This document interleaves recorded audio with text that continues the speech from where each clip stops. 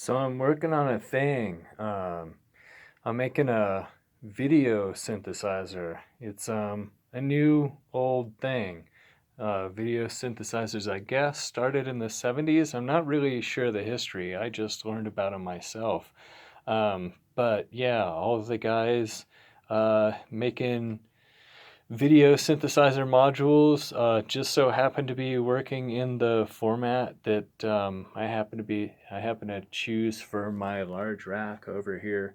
Um, yeah, so like the ultimate goal is I want to be able to record a music video at the same time that I am recording original content on my larger system over there.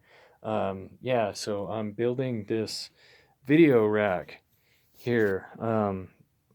Yeah, it all kind of started with the Ming Mecha here. It's a really interesting um, video synth controller, actually, based around an 8-bit system, not too dissimilar from the NES. And so that kind of started my foray into this whole project. So I've got this thing, which is really interesting. And then I already had a video synth actually from a while back, in the MIDI NES. Some people would probably kill me knowing that I did this, but yeah, I figured out that the MIDI NES would work in a clone of the NES called the Yabo, which actually I had for ages, and I was kind of using specifically for the MIDI NES. It's a little bit more dirty than a NES. The colors are a little bit washed out, so yeah, it looks a little bit different, but it's not terrible. But anyway, it happened to be perfect to mount in a Eurorack system. You can see I've DIY'd this panel here. But I tore apart the NES cartridge and just stuck it permanently in the slot here. I suppose if I wanted to, I could use any other NES game.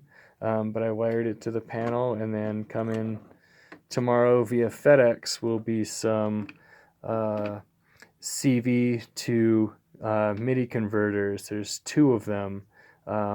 The two together, they each have two channels, totaling four channels. So that'll add up to the four channels available on the MIDI NES. And so the MIDI NES also, in addition to what everybody knows it for, is the audio, but it also can do some video stuff. So yeah, I'm going to use it primarily here for video, but if I want to, um, I took the audio out here too, so if I ever want to use it for audio, I never really have, even though for me it's just been a fun toy, but the video output is really fucking cool. So I'm gonna take the video out from the MIDI NES generally as a background for the Ming Mecha, and then I found a couple of video players on eBay for like $25 a piece. And there's another guy that used to sell like more professional looking versions of this exact same thing. Like, let's see if I can actually get a good picture. No, we can't. It's too dark. But anyway, this really cheap video player. You can see there's a USB jack and a SD slot. So I could use either format. It plays HD video, but I've only output the SD slot because generally this whole system is going to be SD. I mean, it's just for like background projector graphics at a concert or whatever, so you don't really need HD. But I mean, the cool thing about going low quality is like for, camera feedback loops, you get the extra dirt, and then, the dirt adds an organic quality that HD really can't duplicate. That's why I use this old sort of stuff. I mean, it's new stuff, but it's old stuff. You know. But yeah, this is my latest project. I've got some super secret things. You see this vector panel here. I've got three of these things.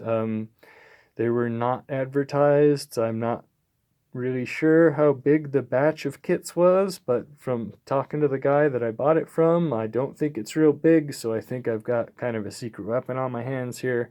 What this thing is eventually going to be, I don't know when I'm going to get around to building these kits, but what it is, you can kind of maybe see here. There's a display input and a video output. The cool thing is like, you get gate and CV inputs, and it renders some uh, vector graphics. Actually, is so long as there is doesn't display excuse me, doesn't detect any display input. um, yeah, so I'm gonna put like some probably DIY modules with switches, so I can switch the input on and off easily without having to jerk out patch cables. Um, yeah, and then I'm gonna take these three outputs probably to something like this mixer, and then feed it back into the system. And yeah, I plan to get some very, very, very cool things out of this. Yeah, we're gonna have to see what the future holds.